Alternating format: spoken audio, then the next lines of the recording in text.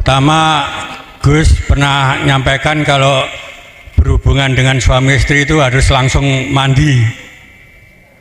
Harus mandi. Ya. Ketika Bapak tadi junub gitu, habis kumpul sama, habis punya hajat sama istri.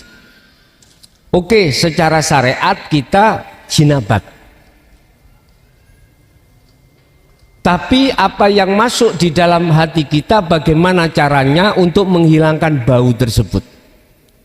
Istilah lain, junub hakikate itu bagaimana sih?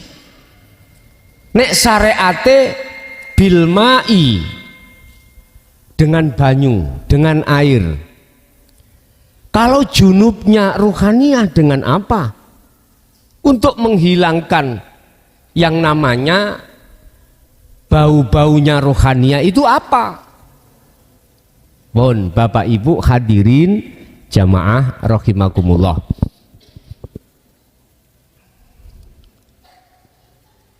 Kita manusia itu punya dua unsur. Ada dua unsur, jasmani dan rohani. Apa kebutuhan jasmani dengan kebutuhan rohani itu nggak sama, nggak sama. Kebutuhan jasmani ngelak ya ngombe, contoh jasmani.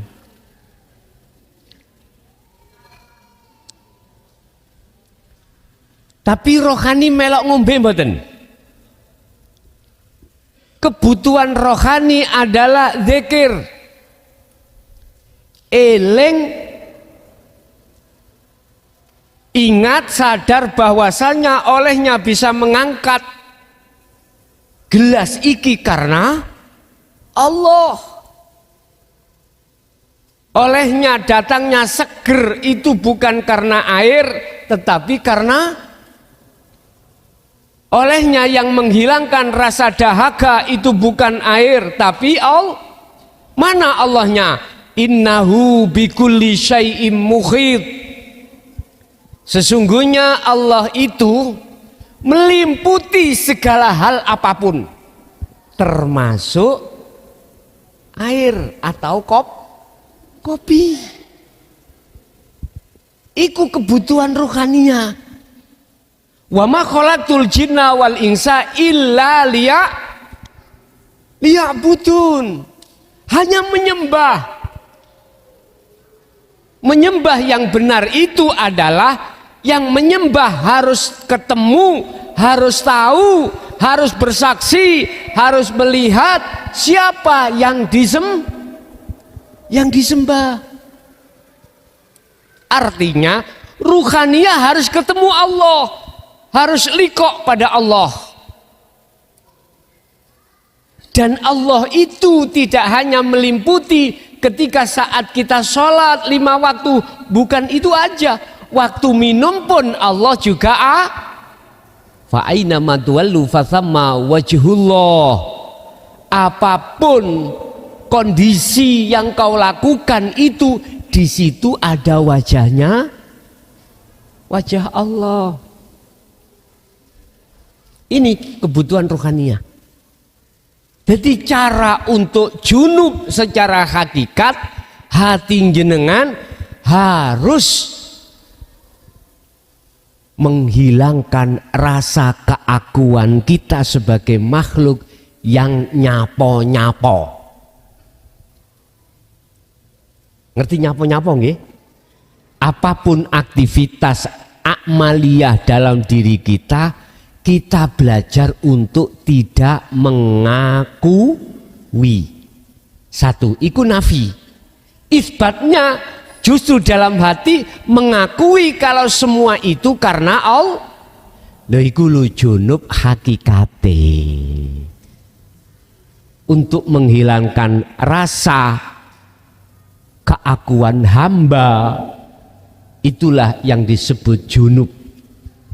Itulah yang disebut mandi tanpa nganggo air, wudu tanpa nganggo air, nganggo apa? Wudu tanpa nganggo banyu.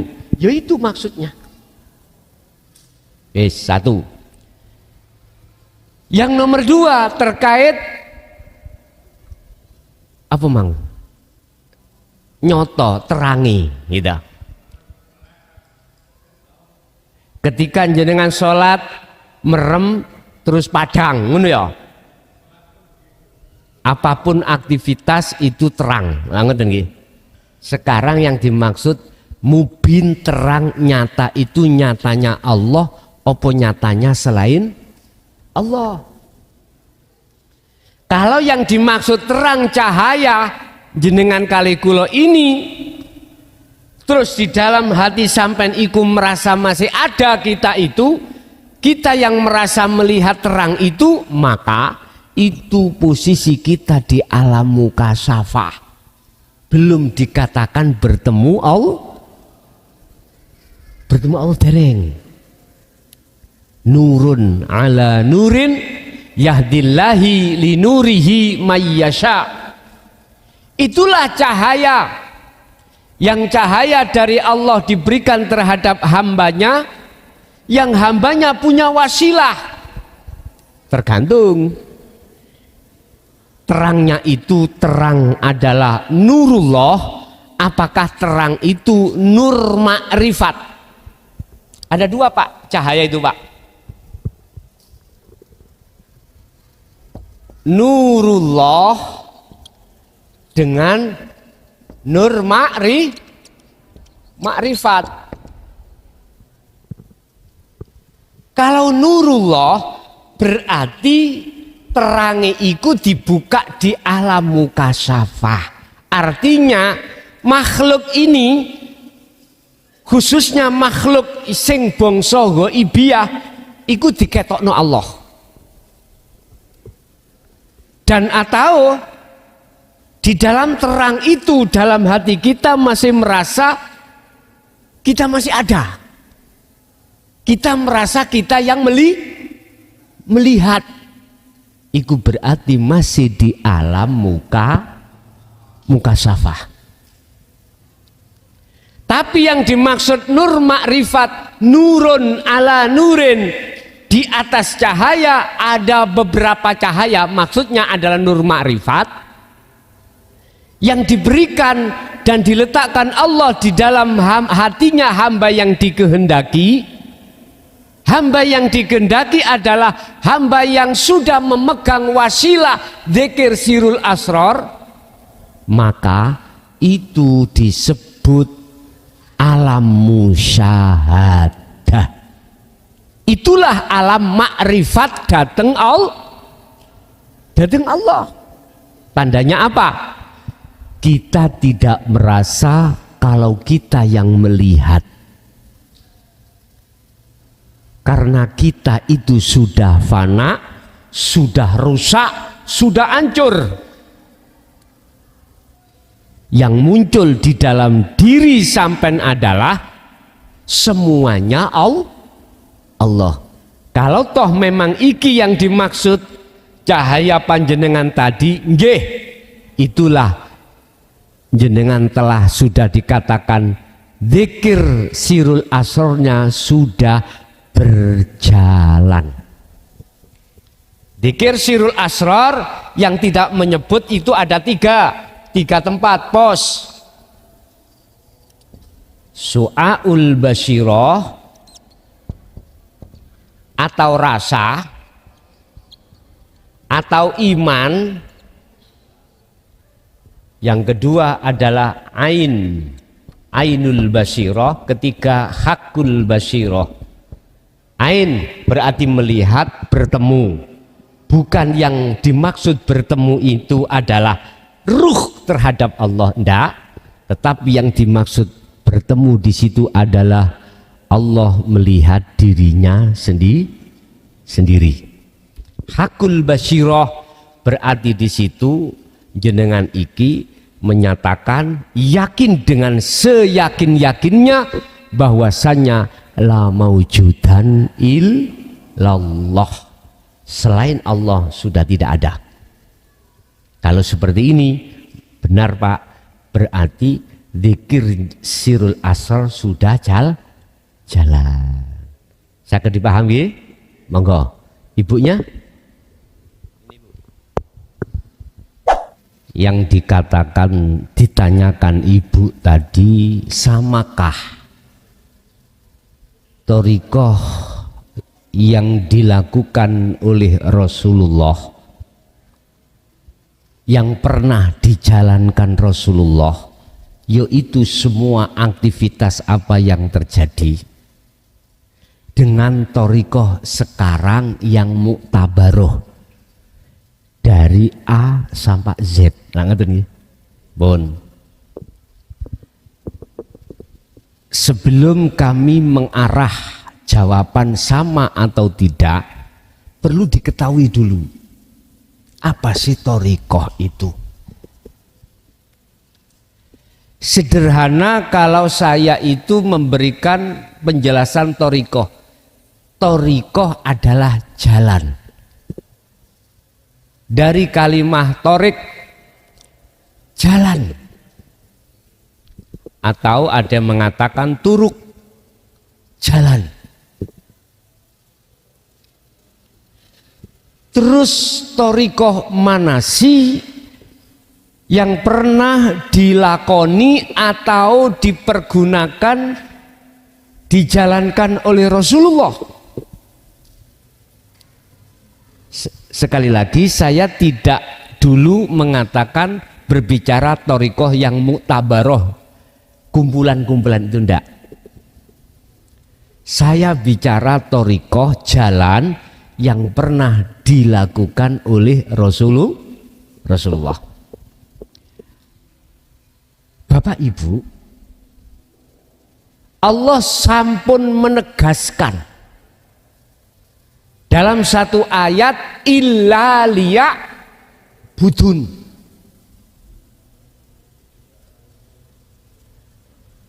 Kuwi tak dadekno kecuali kuwi untuk Bahkan bahasa thariqah ini Allah jelaskan juga di dalam surat Al-Maryam, surat Maryam ayat 35. Oh, 35 toh. Ayat berapa? 36. Innallaha huwa rabbi wa rabbukum fa'budu hada sirat. Hada siratum mustaqim. Sirat itu jalan. Sesungguhnya Allah iku Tuhanku dan Tuhanmu. Oleh sebab itu fa'budu. Loh ini. Nyembah sirahu ing Allah. Jikalau kau menyembah Allah estu betul-betul menyembah Allah, iku siratun jalan mustaqim sing jejeg. Itulah jalan yang lurus. Artinya apa, Pak?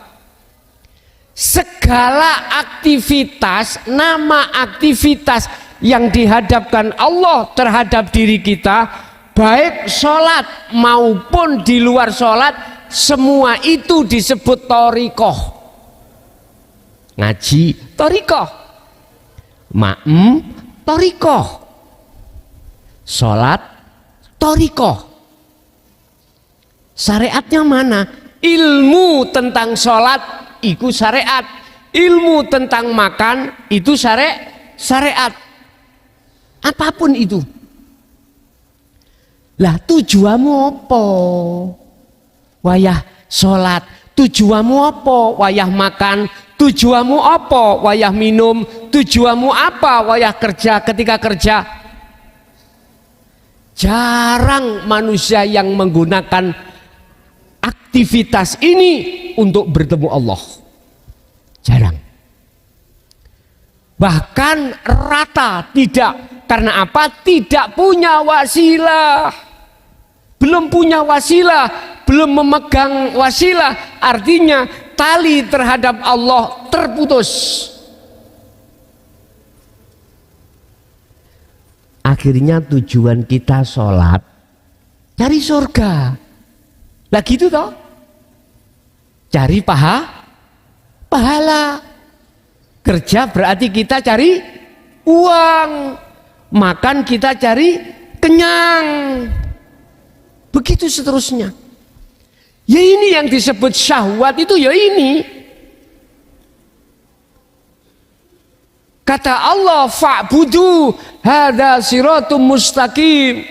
Sembahlah Allah. Di situ ada thariqahnya, ada wasilahnya. Jikalau kau betul-betul fa'budu, maka Anda telah berjalan di atas jalan yang lurus. Yun sewu, Pak.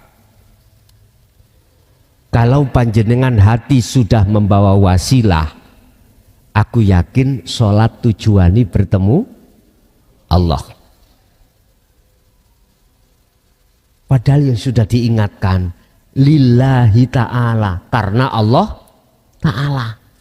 Bahkan juga ditambahi ini wajah tuat, iya, ku arahkan, ku hadapkan ruhku terhadap wajah Allah. Tapi gak mudeng, gak dipraktekan. Kalau dibaca sih iya, tapi dipraktekannya tidak. Karena apa? Kita belum membawa wasilah, belum membawa tali, belum paham dzikir yang menyambungkan ruhaniyah dengan Allah. Belum ada. Mengapa belum ada? Karena kita menolak ajaran dinut tauhid Rasulullah Shallallahu Alaihi Wasallam.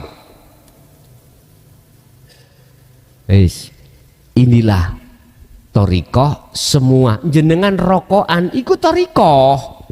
Nama aktivitas rokokan iku lah syariate ilmu berrokokan. Carane ya apa rokokan kudu dingelmoni. Nek gak ono ngelmune mboten saged. Sing disedot malah sing ono mawone. Ya keliru. Gak ngerti. Sing ngerti ngelmune mesti cetha. Kalau rokok iku butuh korekan. Lah sing gak ngerti, nggo rokok tok, gak disumet. Ya mboten saged. Setahun enggak entek. Sama. Thariqah itu manakala tidak disyariati nggih mboten saged. Lah, tujuannya itu adalah sebuah sistem kudu dingelmoni. Bagaimana tujuanmu iku bertemu Allah, bisane bertemu Allah. Allah katakan terkait masalah ini, dua syarat manakala ketika kau beraktivitas apapun bisa bertemu Allah di situ. Pertama, itu di dalam surat Al-Kahfi ayat 110. Wa man kana yarju liqa'a rabbih falyamal amalan sholihan. Barang siapa yang ingin bertemu Tuhannya, ada dua syarat. Pertama, falyamal amalan sholihan. Wasilah iku fungsikan, zikir iku praktekno. Itulah yang kumaksud zikir sirul asror. Itulah yang kumaksud zikir tanpa ngucap tapi eling. Pertama. Kedua, wala yusyrik bi ibadati rabbi ahada. Jangan pernah ada dirimu itu menyekutukan Allah dengan yang lain ketika saat beraktivitas. Artinya apa, Pak? Ojo pernah ning atimu itu duweni rasa, duweni keyakinan kalau kita yang melakukan. Jangan punya keimanan kalau kita yang bisa melakukan.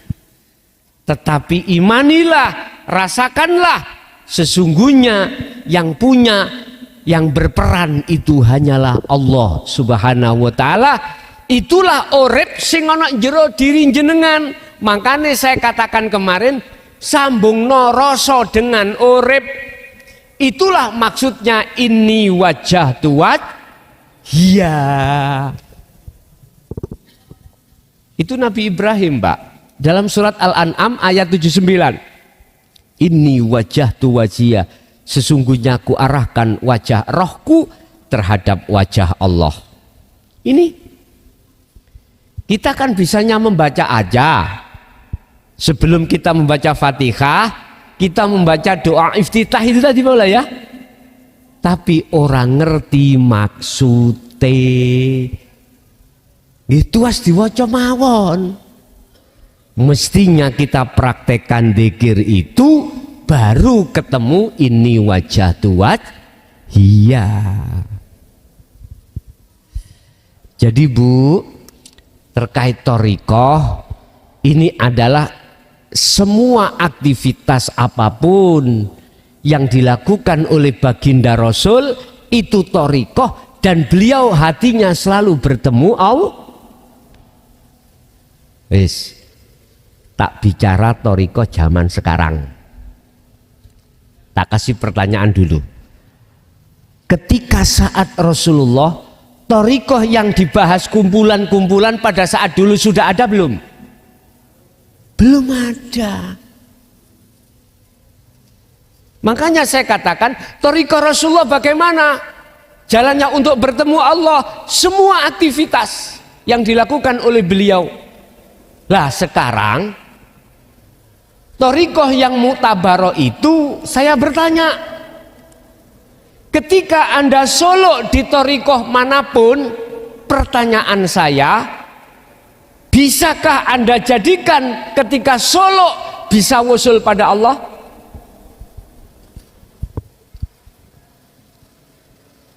Gak usah sampai jawab secara lesan, jawablah secara hati. Tapi sudah bisa saya pastikan, jikalau Anda tidak membawa wasilah pada Allah yang kumaksud di depan, puluhan tahun gak bisa wusul sampean. Saya berani berkata ini karena saya juga dulu korban. Mulai tahun 76 Pak, saya masuk di dalam thariqah Qadiriyah Wasabandiyah. Langsung abah saya sendiri yang membeat saya. Pertama kali thariqah yang kuikuti thariqah kui. Itu thariqahnya Syekh Abdul Qadir Jailani. Berhubung wasilah itu belum dikasihkan pada saya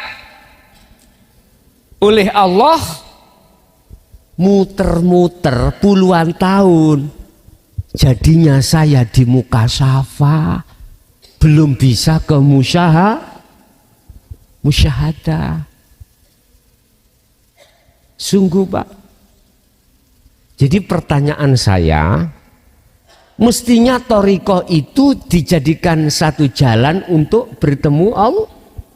Pertanyaan saya, jenengan kali kula thariqah dimanapun yang mu'tabarah ini, apakah sudah menjadikan ketika solok jenengan itu sudah usul pada Allah?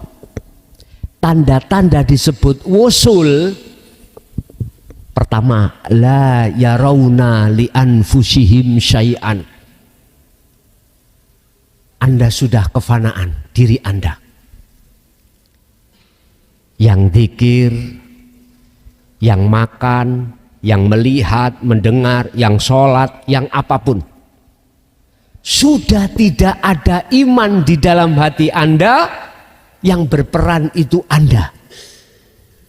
La yarawna li anfusihim syai'an. Gak ada. Pertama. Kedua, bal yusyahiduna annal fa'ilahu wallahu ta'ala. Ketika saat sampean ini sudah hancur, sudah rusak akunya sampean, maka di situ yang menjadi isim fa'il, yang menjadi pelaku, yang menjadi sang yang berperan adalah Allah di dalam diri Anda hidup itu. Lalu yang paling mudah tandanya yang nomor 3, tatmainnul qulub. Hati sampean tidak akan pernah ada rasa takut, gelisah, susah. Yang ada cuman ketenangan. Ala bidzikrillahi tatmainul qulub wa qala aidan ala inna auliya Allah la khaufun alaihim walahum itulah kekasih Allah di mana dalam dirinya sudah tidak ada iman selain Allah dalam hal apapun. Pertanyaan saya, jikalau di dalam thariqah mutabaroh panjenengan ini kok yo sudah bisa wusul, pasti tidak terlepas dari wasilah. Yang kumaksud wasilah, sambungan tali rasa ati sampean menyang urip terhadap hidup. Tali langsung roh sampean pada Allah yang disebut hablum minallah. Bukan hablum minannas, tapi hablum minallah. Tali roh langsung pada Allah, tidak putus. Tetapi masih puluhan tahun sampean kali kula di dalam thariqah secara kumpulan muktabaroh, manakala jenengan ini tidak membawa wasilah pada Allah, aku gak disii kerso. Saya bukan tukang bedek. Enggak, pasti tidak akan pernah bisa usul pada Allah. Apakah Anda adalah pelaku sebagai makmum atau imam? Enggak pernah. Paling tidak kita itu masuk endingnya itu di makom mukasyafah. Ketemu cahaya, ketemu malaikat, ketemu para nabi, para rasul, ketemu surga, ketemu neraka, ketemu apapun yang masih bersifatkan makhluk. Belum ke musyahadah. Kalau musyahadah berarti usul bertemu Allah pun yang pertama. Terus bagaimana kita meseimbangkan antara hukum dohir dan hukum batin, hukum syariat dengan hukum hakikat, antara wasilah syariat secara syariat thariqah dengan wasilah secara hakikat supaya sampai ke makrifat. Gini,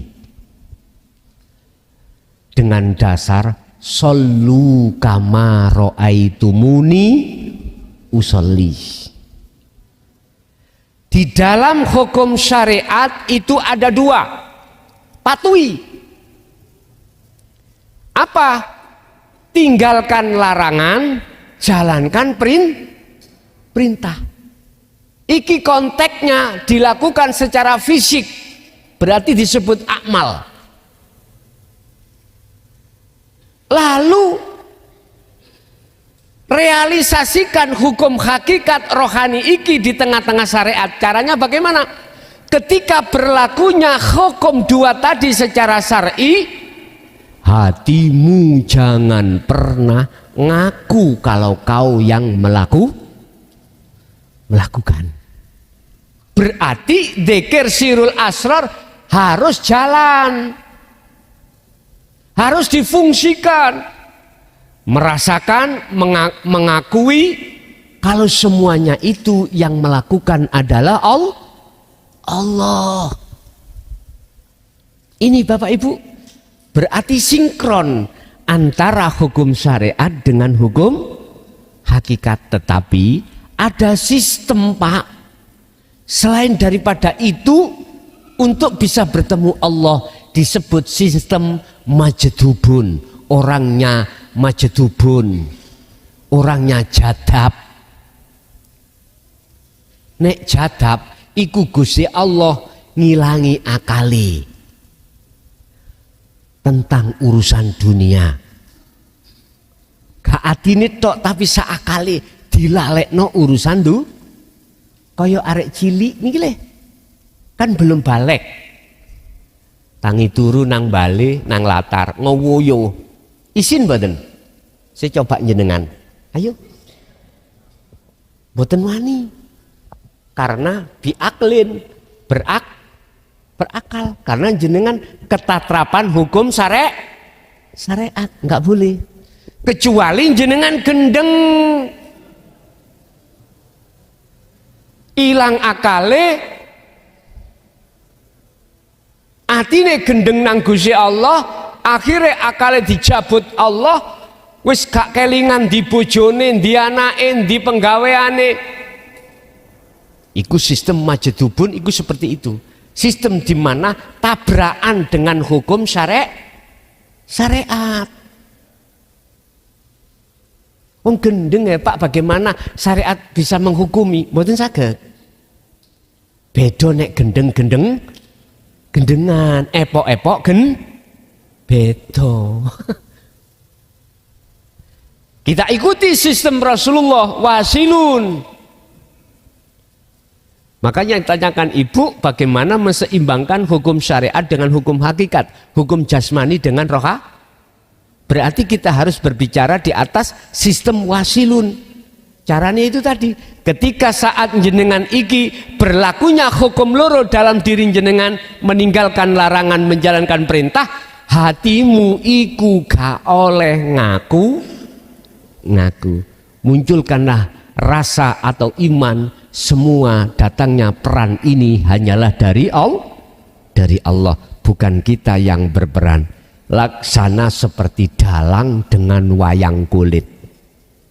Dadiyo koyok wayang kulit, gak ngecemes, digepuk-gepuk no, yo gak sambat, ya. Jan-jan iku sing ngomong Petruk apa dalang itu Pak? Halo, dalang toh? Dalang. Tapi nek sampean ndelok Petruke, seakan-akan Petruk iku sing ngomong, yang bicara. Paham nggih?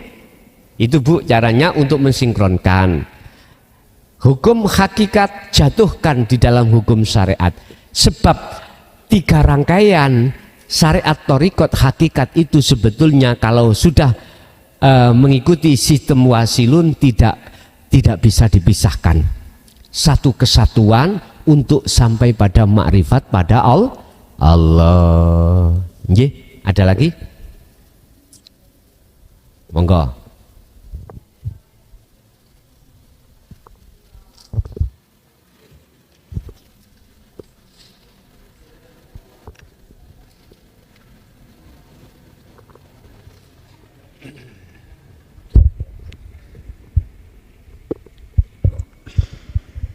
Assalamualaikum warahmatullahi wabarakatuh. Waalaikumsalam warahmatullahi wabarakatuh. Niki keluar dari tema teng wow guys. Niki kalau badhe tangklet masalah surga dan neraka. Surga dan neraka. Nggih.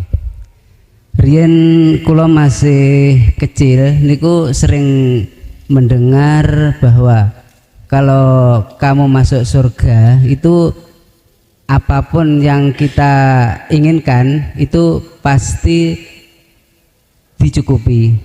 Itu waktu kecil saya mendengar seperti itu. Sekarang ini banyak para ustadz, para teman-teman kiai itu bahwa surga itu tidak usah menanti besok. Surga itu tidak usah menanti besok. Oh iya. Sekarang saja katanya sudah bisa. Nggih. Lah, pertanyaan saya itu, kalau surga itu katanya yang menyenangkan, kalau neraka itu yang menyedihkan. Nah, itu sebatas mana arti menyenangkan? Apakah kita senang-senang di dunia itu juga dikatakan surga? Apa gimana? Mohon penjelasan Ibu.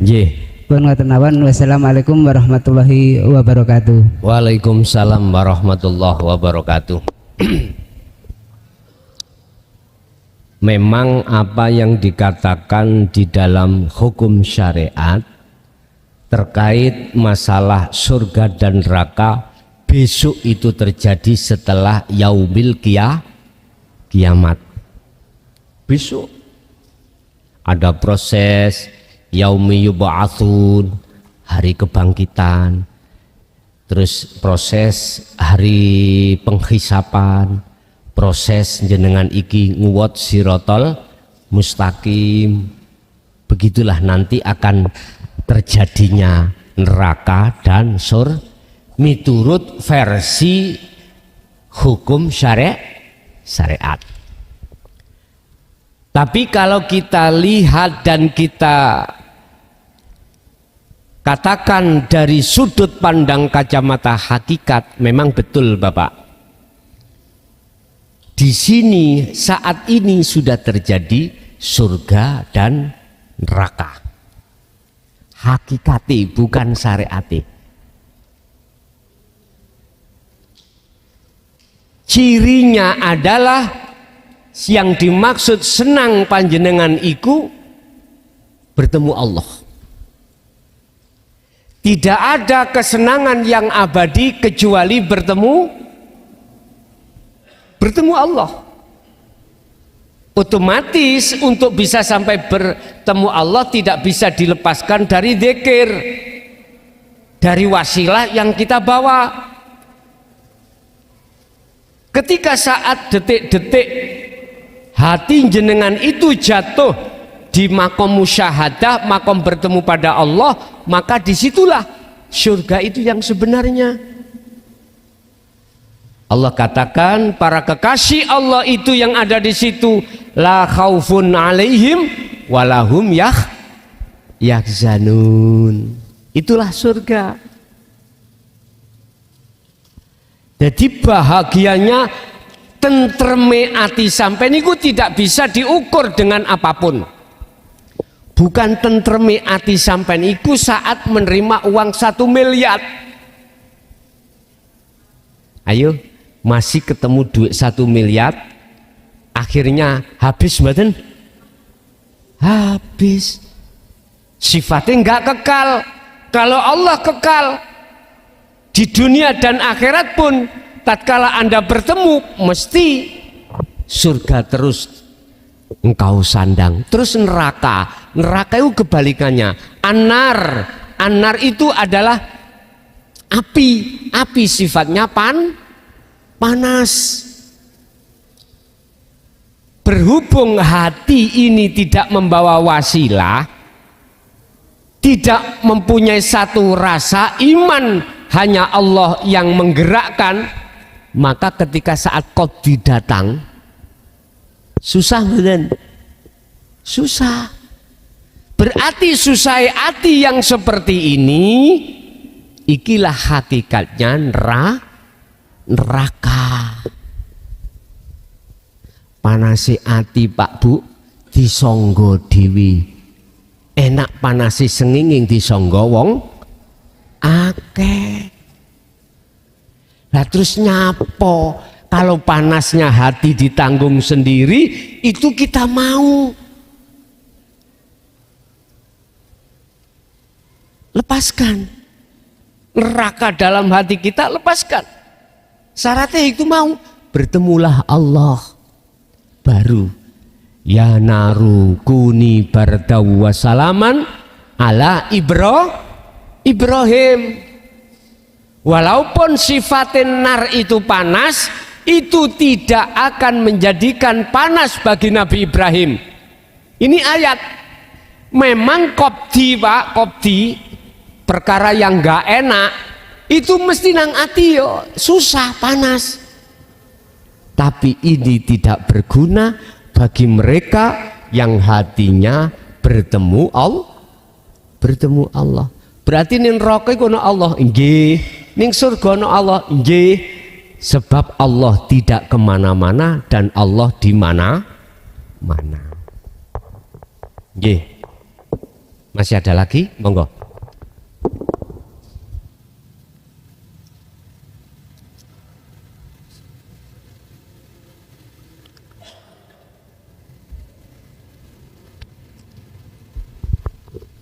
Sampun cukup?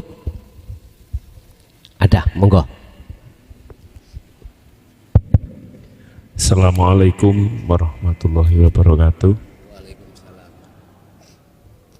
Pangapunten Gus, kawula saking Nganjuk Utara, hampir perbatasan kalih Bojonegoro. Iya Gus, datang dalu menika kula pengen nderek tanglet terkait dzikir sirul asror. Afdolipun melaksanakan dzikir menika kedah dibaiat dulu ataupun setelah kita mendengarkan saking Guse, apa kita sudah afdol untuk melaksanakan dzikir seperti itu Gus, yang pertama. Terus yang kedua Gus, dalam sehari-hari, satu hari satu malam kita kedah eling dalam arti dzikir 100%. Tapi yang saya alami Gus, dalam satu hari satu malam mungkin prosentasenya dari 100% itu nembe saged 5%-nya Gus. Apakah seperti itu membatalkan eling kita atau zikir kita? Makatan Gus, kirang langkungnya nyuwun pangapunten. Assalamualaikum warahmatullahi wabarakatuh.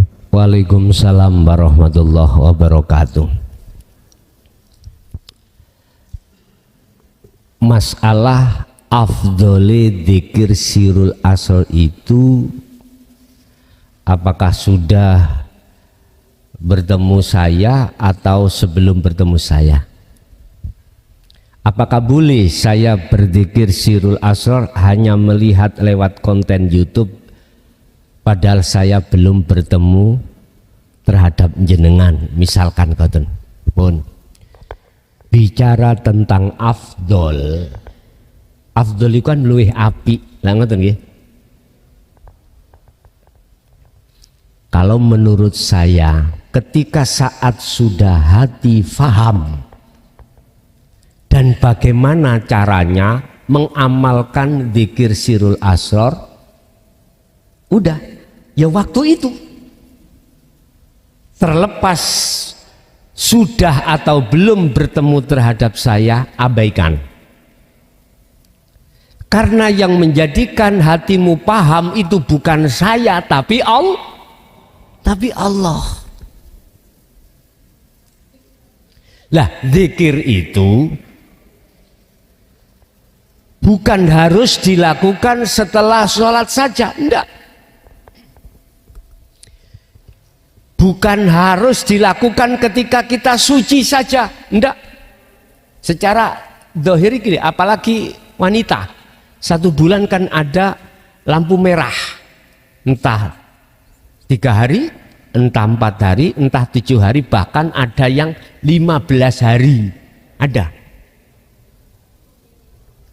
Bapak Ibu, dzikir yang kumaksud sirul asr itu tidak ada halangan secara fisik apapun, tidak ada. Lakukanlah dalam kondisi apapun. Walaupun kondisi jasmani sampean itu posisi di jeding, mohon maaf, bahkan posisi hajat dengan istri suami, lakukan. Sampean eling ceritane kekasih Allah yang bernama si Fulan. Fulan berarti tak rahasiakan namanya. Dia itu pengen mati, gak mati. Suatu saat akalnya bermain. Oh, aku tak naik pohon yang tinggi tak jatuh. Akal mesti mati. Karena tingginya itu sampai 100 meter, Pak. Lah di bawah itu batu-batu. Coro akal mesti ternyata ketika dia itu jatuhkan diri, Allah mengutus Manu Emprit rombongan. Tahu Manu Emprit? Rombongan di bawahnya. Akhirnya jatuhnya di atas Manu Emprit. Akhirnya sampai ke bawah, gak mati. Ada satu kerajaan, rajanya itu punya putri yang amat cantik, tapi ditakuti laki-laki. Apalagi laki-laki yang sudah dewasa, takut. Bagaimana gak takut, Pak? Begitu di dalam hatinya si laki-laki punya rasa senang, besok langsung mati. Sing mati iku laki-laki nih, bukan si putri. Takut. Akhirnya suwe gak rabi mergake sing dirabi gak wani. Wedi mati. Lah terdengarlah beliaunya itu, rajanya memberikan sayembara. Siapa yang ingin menikahi anakku, putriku? Masya Allah Pak, sak negara kerajaan iku kalau sing wani. Amit-amit, ngono lho gampangane. Akhirnya terdengarlah terhadap si fulan ini. Berhubung si fulan itu kepingin cepat mati, ketemu Allah pingin sempurna, cepat mati biar nggak ada tanggungan. Besok aku makan apa, besok aku apa di dunia ini biar bebas. Laksana burung itu keluar dari sangkar, ikut Pak, langsung ikut sayembara itu. Akhirnya dia datang ke kerajaan, dipertemukanlah antara si fulan dengan si putri itu, namanya Nadhor. Setelah pertemuan terjadi, si fulan pulang. Rajanya itu pakai silik tande untuk mengikuti dan mendengarkan kabar. Ternyata kabare gak mati. Si fulan dia bengong, kok gak mati aku? Rajanya luwih bingung maneh. Iki menungso apa gendruwo? Wis. Oh mungkin waktu khitbah, pertemuan yang kedua, melamar. Setelah disepakati waktunya, hari apa, tanggal apa, melamar, akhir terjadi Pak. Des. Setelah bicara pernikahan dan lain sebagainya, mas kawinnya, semuanya oke, pulanglah si fulan. Telek sandi telepon terhadap raja. Si raja, dia juga nggak mati.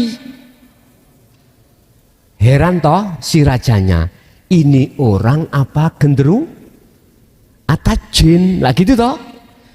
Beliaunya si fulan juga heran, loh aku kok gak mati? Oh mungkin waktu nikah nanti, akdu nikah terjadi Pak. Akdu nikah jebret, si fulan masuk ke kamar, sudah dinikahkan sama si putri. Nyun sewu, rajane ya ngintip mati apa mboten. Ternyata mboten mati. Si fulan ya bingung, kok aku gak mati? Akhirnya terjadilah hajat Pak. Paham hajat nggih? Paham hajat? Masalah sing teko iki wong ana arek cilike. Ketika di tengah-tengah hajat, malaikat Israel turun. Tes. Akhirnya omong-omongan. Dilokno langsung Israel. Zaman semono aku njaluk mati. Gak kok paten-pateni. Tapi waktu enake aku koyok ngene, kok arepe kok paten? Akhirnya apa Pak? Gelut Pak. Israel dengan si fulan. Tapi ketika si fulan punya hajat pada istrinya, hatinya selalu mentajalikan pada Allah. Wasilah itu dipegang terus. Akhirnya si Israel rawuh pada Allah, ya Allah, pun boten mampu ngadepi kawula jenengan situk niki. Oh ngono, ya wis ngaliya bagi aku. Ketika diskusi antara Allah dengan Israel, si fulan sudah selesai hajatnya. Akhirnya jadi anak Syekh Abdul Qadir Al-Jilani. Yes. Artinya ngene Pak, takai motivasi. Walaupun jenengan wis umur swidak 70, kok sik duwe bojo. Biyen gak tahu waktu ngono ati gak sambung nang Allah. Wis nggayo anak maneh. sambungan waktu hajat iku atimu dateng Gusti engko dadi anak ben estu dadi anak jadi kekasih Allah. Wis. Makane apa ning kitab ning hadis iku Rasulullah dawuh yen kuwi duweni hajat nang bojomu maca bismillah terlebih dahulu. Lah wong kita iku maca bismillah tok, ora nggenahno atine praktek maksude kongkon eling yen kabeh perkara kejadian itu datangnya dari Allah, bukan dari syahwat. Paham nggih? Mon. Tolong nek sampean sik duwe bojo, walaupun sampean wis berumur, nek punya hajat nang ibu nggih anak maneh, ngono ya. Walaupun umur 70 gak apa-apa.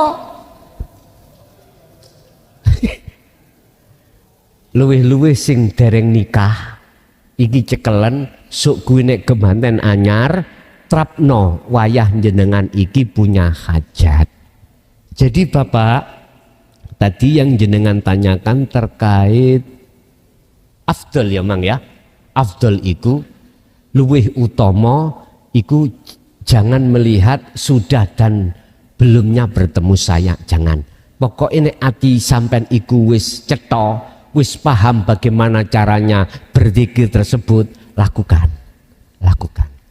Yang pertama. Kedua, masalah prosentase. Di dalam kekasih Allah itu Pak, itu ada 3. Musyahadatul fana, musyahadatul kamil, musyahadatul baqa.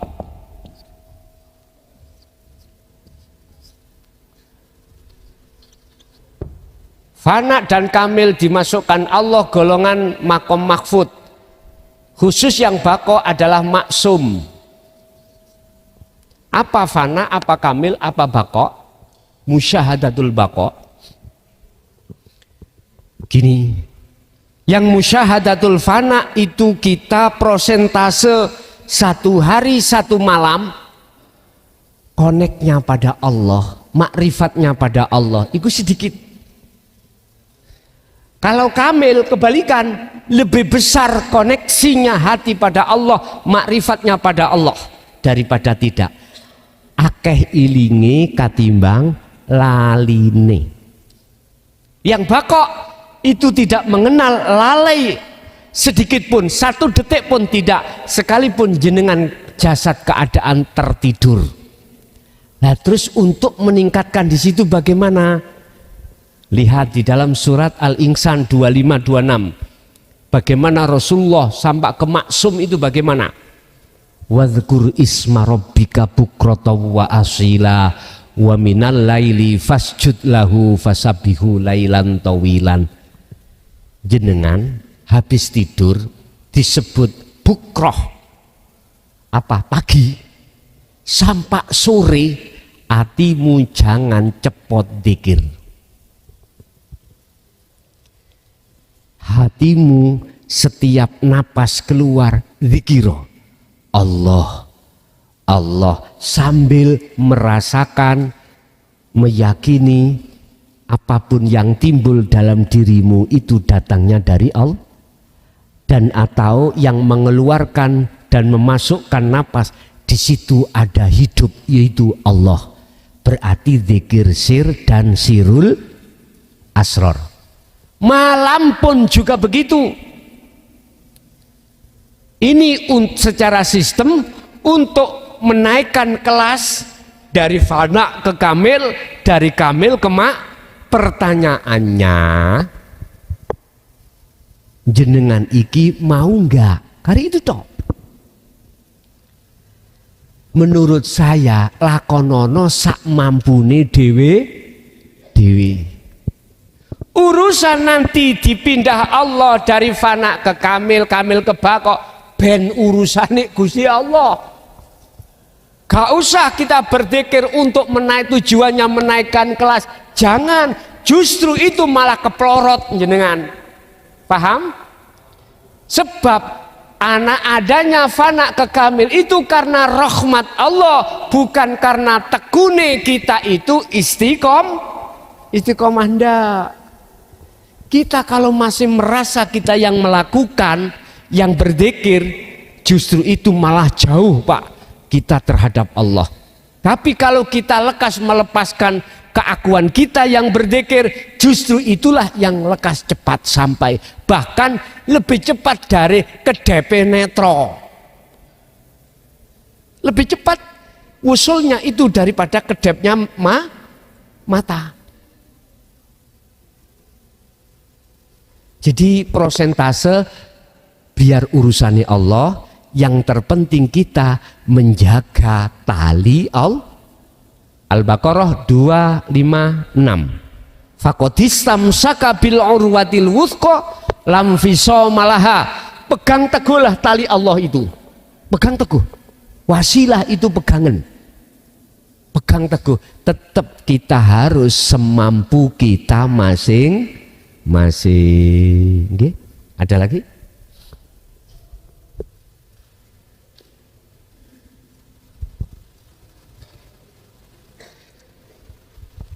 Cukup? Oh, itu ada. Nah, monggo Pak E. Nyuwun duka nambah lagi Gus. Tadi Gus sampaikan tujuan sholat itu ketemu Allah. Saya kalau sholat itu kadang-kadang karena sudah begitu putus takbir itu terang, kadang-kadang lupa rokaatnya Gus. Saya tidak sujud sahwi tapi langsung salam kanan salam kiri Gus. Apakah boleh itu Gus?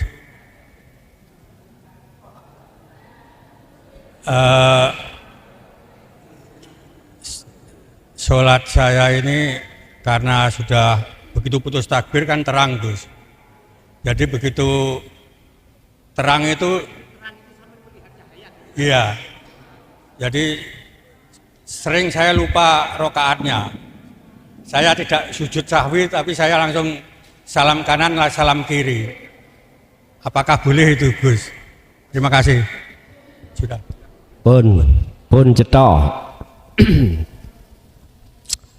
Bagaimana hukumnya ketika jenengan iki ketika sholat berhubung saking terangi akhirnya lupa rokaat, bahkan lupa rukun-rukun sahnya sholat, bagaimana? Nyun sewu, berhubung hati iki silau dengan cahaya makrifat Allah, terus Allah melupakan rokaat jumlah atau rukunnya sampan iku rusak, bagaimana hukumnya? Monggo jenengan gak popo ing ngersani Allah. Gak apa-apa. Iku podo karu jenengan poso Ramadan. Jam 11 siang mangan sate 10 sunduk tapi lali nek jenengan poso. Batal enggak poso nih? Wong jenengan lupa kalau sampean poso, ya mboten batal. Itulah proses, Bapak, itu proses ketika kita itu muraqabah datang Allah menuju musyahadah. Ibarat nek coro ati iku gendeng nang Allah, prosesnya kita pasti dilalaikan Allah dengan urusan dunia. Luwe becik gendeng nang Allah katimbang gendeng nang bojone wong. Lha ngono. Jenengan nek wis kadung gendeng bojone wong, Pak, lali bojomu, lali anakmu, sembawarang itu jenengan kasihkan pada sing kok gendengi. Bahkan kalimat mawon yang ngoten nggih, kalimat iku lho, kalimat yang bagus-bagus, tapi nek nyeluk bojone dhewe mbok ni arek-arek. Udah, iku gambaran mawon. Jadi gak popo Pak, walaupun jenengan lupa. Nggih. Yang belakangnya tadi?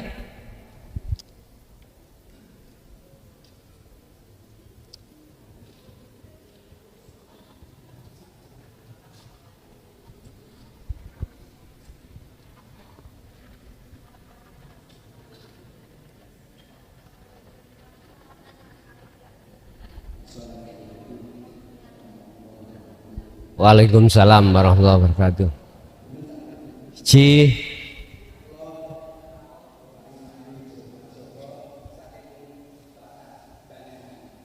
J.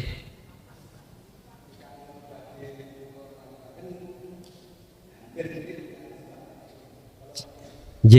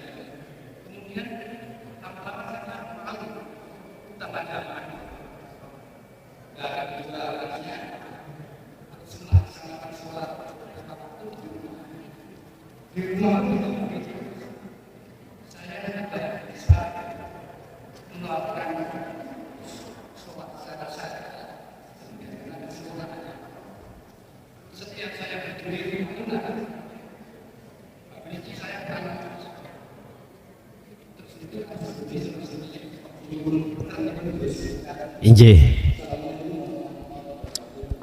Waalaikumsalam warahmatullahi wabarakatuh. Biar jenengan tidak ada rasa beban dalam menjalankan amanah dari Allah tentang menyembah, jenengan harus punya keimanan yang memfanakan saya siapa, yang mempertemukan terhadap Allah siapa. Tapi hukum ini khusus kanggo pribadi masing-masing.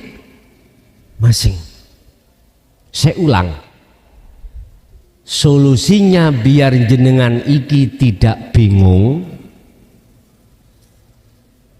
ketika menjalankan amanah dari Allah yang berupa illa liya'budun. Ketika jenengan berdiri difanakan, akhirnya lalai dengan apapun, bahkan sholat iku gak ono rukuke mek ngadeg tok. Kadang-kadang Pak terjadi jenengan iku lebih dari rakaat hitungan, zuhur 4 menjadi 20. Kita harus masuk di dalam wilayah siapa yang memfanakan jenengan. Masuk di situ. Siapa yang mempertemukan terhadap Allah, harus masuk di situ. Jawabannya la haula wala quwata illa billah. Biar jenengan mboten beban.